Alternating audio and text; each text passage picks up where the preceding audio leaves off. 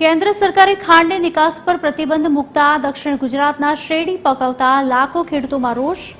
સુરતની Sayan sugar મિલના director દર્શન નાયકનું કહેવું છે કે આ નિર્ણયથી સહકારી મંડળીઓ પર વ્યાજનું ભારણ વધશે અને ખેડૂતોની આર્થિક સ્થિતિ કથળશે।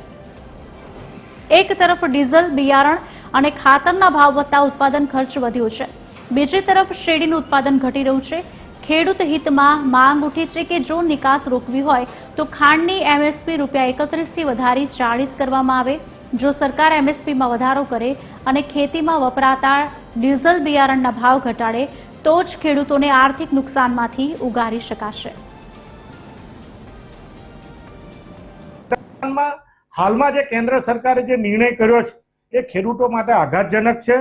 સહકારી સંસ્થાઓ માટે પણ પોષણક્ષમ ભાવો આવનારા દિવસોમાં આપવામાં ઘણી તકલીફો ઊભી થાય એ પ્રકારની પરિસ્થિતિ દેખાઈ આવે છે। આજે દરેક સુગર ફેક્ટરીની પાસે લાખો ટન ખાંડનો માલ પડેલો છે અને નિકાસ અંતર્ગત એમને જે જથ્થાનો જે કોટા હોય છે એ કોટા તમારે રિલીઝ કરવાનો હોય છે, પરંતુ આ પ્રતિબંધ જે સપ્ટેમ્બર મહિના સુધી છે આના કારણે ખાંડની ઉપર જે સહકારી સંસ્થાઓએ સહકારી બેંકો કે અન્ય બેંકો પાસે જે ધિરાણ લીધું છે, ઓવરડ્રાફ્ટ લીધો છે, એમાં પણ મોટા પ્રમાણમાં આવનારા દિવસોમાં વ્યાજ ચૂકવવામાં આવશે અને આને લીધે સહકારી સંસ્થાએ ખેડૂતોને પોષણક્ષમ ભાવ ન આપી શકાય એ પરિસ્થિતિનું નિર્માણ ઊભું થયું છે।